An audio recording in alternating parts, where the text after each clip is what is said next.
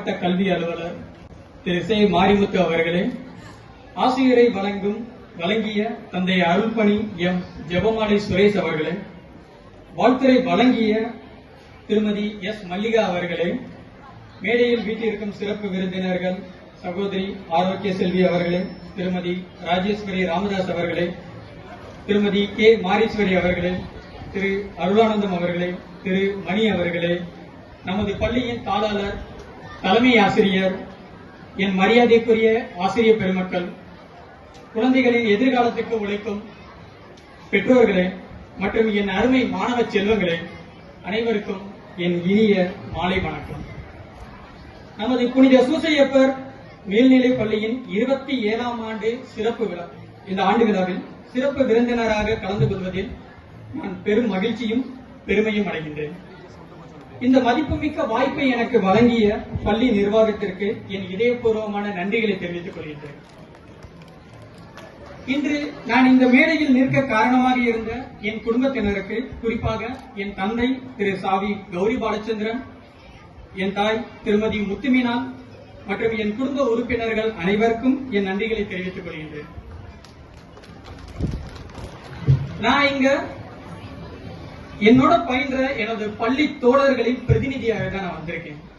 ஏன்னா என்னோட படிச்சவங்க நல்ல நல்ல நிலைமையில நல்ல ஒரு இடத்துல இருக்காங்க.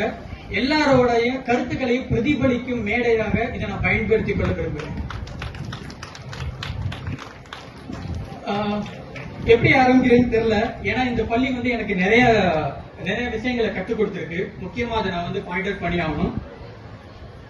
இந்த படிப்பு மட்டும் இல்ல, ஒரு சவாலை எப்படி எதிர்கொள்றது, கவனிப்பு திறன், காலம் தாழ்த்தாமை, தனி மனித ஒழுக்கம், இப்படி அடுக்கிட்டே போகலாம். இந்த கல்வி எனக்கு என்ன கற்றுக் கொடுத்திருக்கு அப்படின்னு உங்க எல்லாரையும் பார்க்கும் போது எனக்கு ஒரு விதமான புத்துணர்ச்சியா இருக்கு, ரொம்ப சந்தோஷமா இருக்கு. ஏன்னா நீங்க எல்லாருமே சரியான பாதையில தான் பயணிச்சுட்டு இருக்கீங்க. அதை நான் பெருமையா உறுதியாகவும் சொல்லலாம். என்னோட பள்ளி படிப்பை முடித்து கல்லூரி வாழ்க்கையை நான் தொடங்கும் பொழுது நான் ஒரு விஷயத்தை உணர்ந்தேன். நான் ஒரு விஷயத்தை உணர்ந்தேன். என்னன்னு பாத்தீங்கன்னா, இந்த புரிஞ்சு படி, அன்னன்னைக்கு பாடத்தை அன்னன்னைக்கு படி, எதுவும் சந்தேகமா இருந்தா இன்னைக்கே கேளு, நீ படிச்சாதான் நல்ல நிலைமைக்கு வருவ. இது போன்ற அந்த உரிமையான வார்த்தைகளை நீங்க இந்த பள்ளி படிப்பை முடிச்சு போனதுக்கு அப்புறம் இது போன்ற வார்த்தைகளை கேட்பது ரொம்பவே அரிதானது. ஏன்னா நான் PhD வரை பண்ணியிருக்கேன். சோ அந்த பள்ளி படிப்பை முடிச்சதுக்கு அப்புறம் யாரும் உங்களை போர்ஸ் பண்ண மாட்டாங்க. போர்ஸ் நான் சொல்ல மாட்டேன். உங்க மேல ஒரு உரிமையை எடுத்து இந்த வார்த்தைகள்லாம் உங்க மேல விழாது. நீங்க தான் படிக்கணும். இங்க என்ன கத்துக் கொடுத்திருக்காங்களோ அதை நீங்க எடுத்துட்டு அதை செயல்படுத்திக்கிட்டே போகணும். இனிமே எனக்கு நல்லா ஞாபகம் இருக்கு. இப்பயுமே கால அட்டவணை, டைம் டேபிள் போட்டுதான் என்னோட ரொட்டீன் ஒர்க்கை நான் பண்ணிக்கிட்டே இருக்கேன். 2 விஷயம் நான் கத்துக்கிட்டேன்.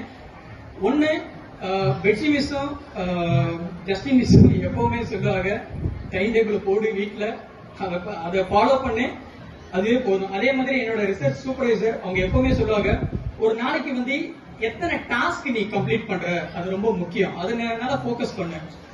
ரொம்ப பெரிய டாஸ்க் நீ பண்ணணும்னு அவசியம் இல்ல. அதை எங்க சார் அழகா சொல்லுவாரு, சர்க்கியூட்னு சொல்லுவாரு.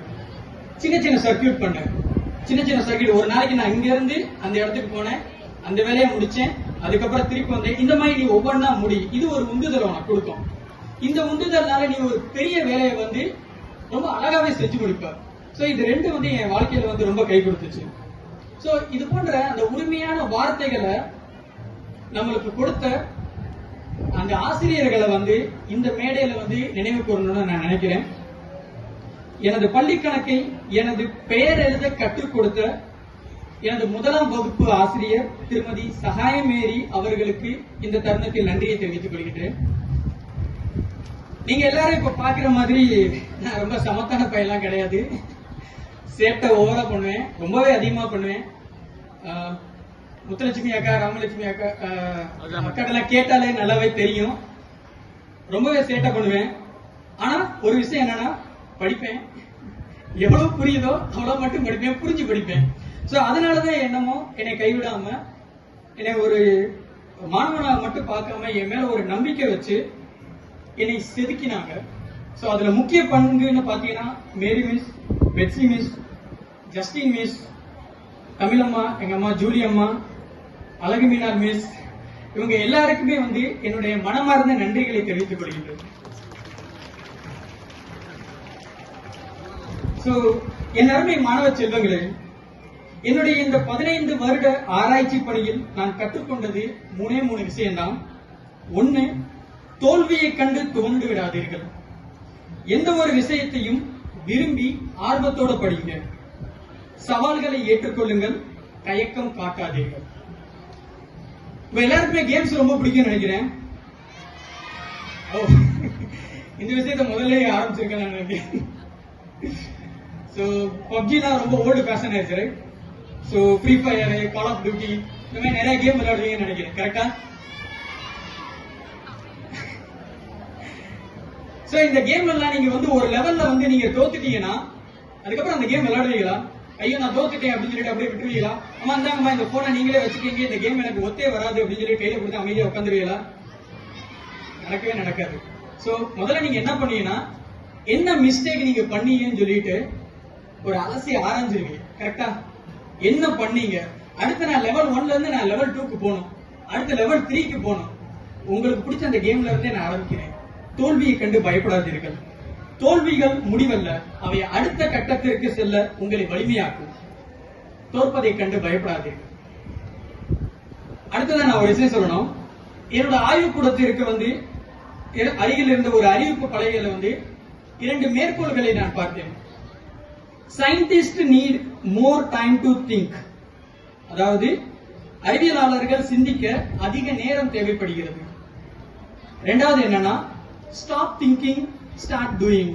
அதாவது யோசிப்பதை நிறுத்து, செயலில் இறங்கு. இது ரெண்டுமே வந்து மாரல் கோட்ஸ் தான். இதுல நான் எதை எடுக்கிறேன்னு எனக்கு தெரியல. ஒரு இதுல என்ன சொல்றாங்கன்னா, திங்க் பண்றதை நிப்பாட்டிட்டு வேலையில இறங்குங்கிறாங்க.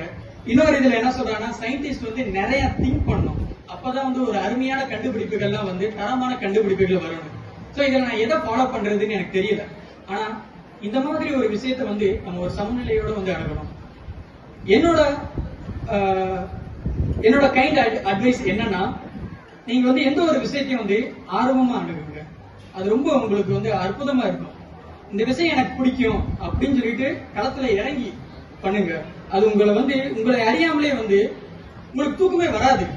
அதுவே உங்களை அப்படியே வந்து முன்னோக்கி நகட்டிட்டே போகும். நாளைக்கு வந்து ஐவி டூர் போறீங்க, எப்படி இருக்கும்? நைட்டு தூக்கம் வருமா? வராதுல்ல. அவ்வளவுதான். தூக்கம் வருமா? Exceptional case. சோ உங்களுக்கு தூக்கம் வராது.